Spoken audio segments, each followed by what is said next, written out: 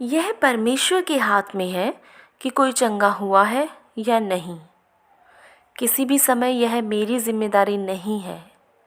मैं संपूर्ण ज्ञान नहीं हूँ, मैं संपूर्ण बुद्धि नहीं हूँ।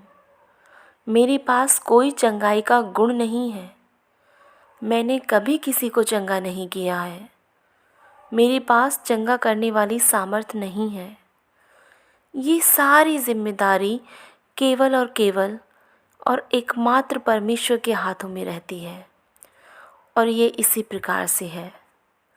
लेकिन निश्चित रूप से मैं एक इंसान हूँ। वास्तव में कोई नहीं जानता कि जब एक सभा समाप्त होती है तो मैं अपने अंदर से कितनी दुखी होती हूँ। जब मैं उन लोगों को देखती हूँ जो व्हील चेयर पर वहाँ आए थे और उसी व्हील चेयर के साथ उस सभा को छोड़ रहे हैं। मैं आपको कभी नहीं बता पाऊँगी उस अपने अंदर के दर्द और पीड़ा को जो मैं महसूस करती हूँ, लेकिन मुझे इसका जवाब परमेश्वर के साथ ही छोड़ देना चाहिए।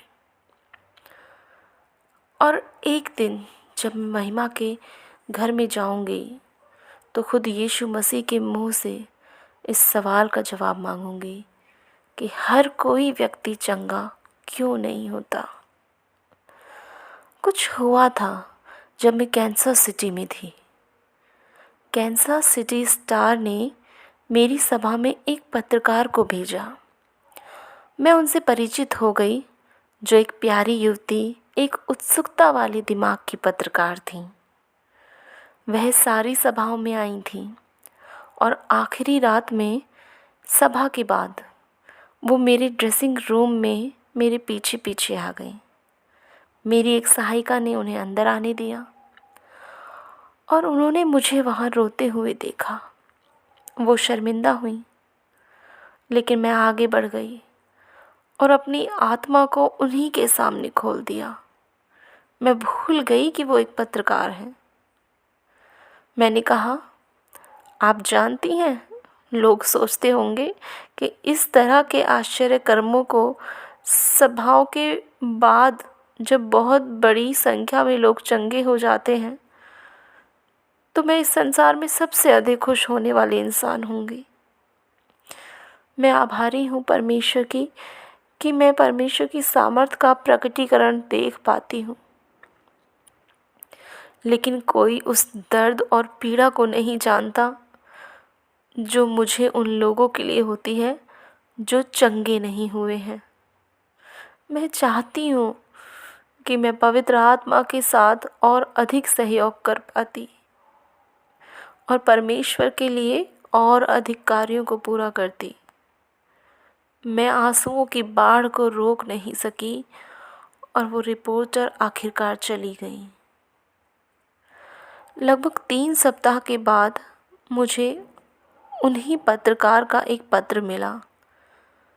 उन्होंने लिखा था, मैं आज एक कैंसस सिटी स्टार की पत्रकार नहीं लिख रही हूँ, बल्कि आज वो इंसान पत्र लिख रही है जिसका एक दोस्त उस आखिरी सभा में गया था।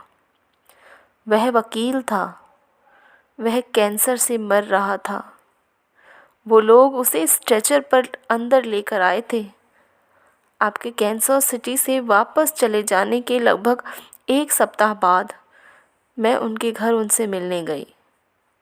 सामने के दरवाजे पर उनकी पत्नी ने मुझसे नमस्कार किया और उन्होंने मुझे बताया कि टॉम मर गया है।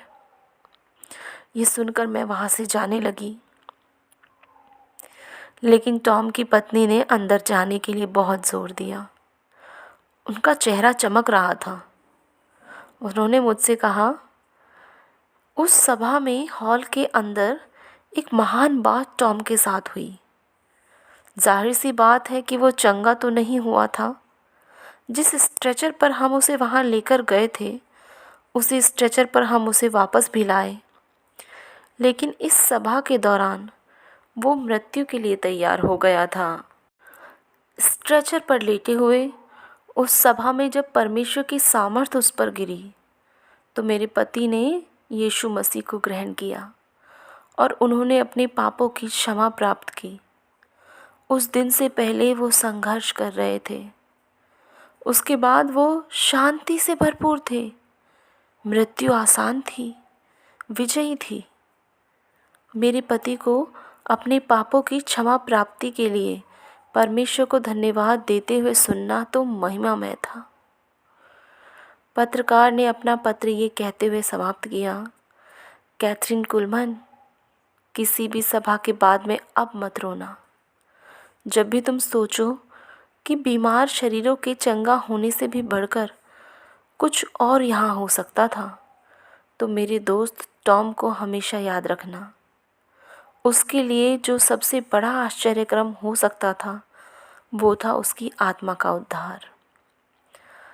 नहीं, मैं नहीं जानती कि सभी लोग शारीरिक चंगे क्यों नहीं होते, लेकिन सभी लोग आत्मिक चंगाई पा सकते हैं। यही वो सबसे बड़ा आश्चर्यक्रम है जिसे मनुष्य जान सकता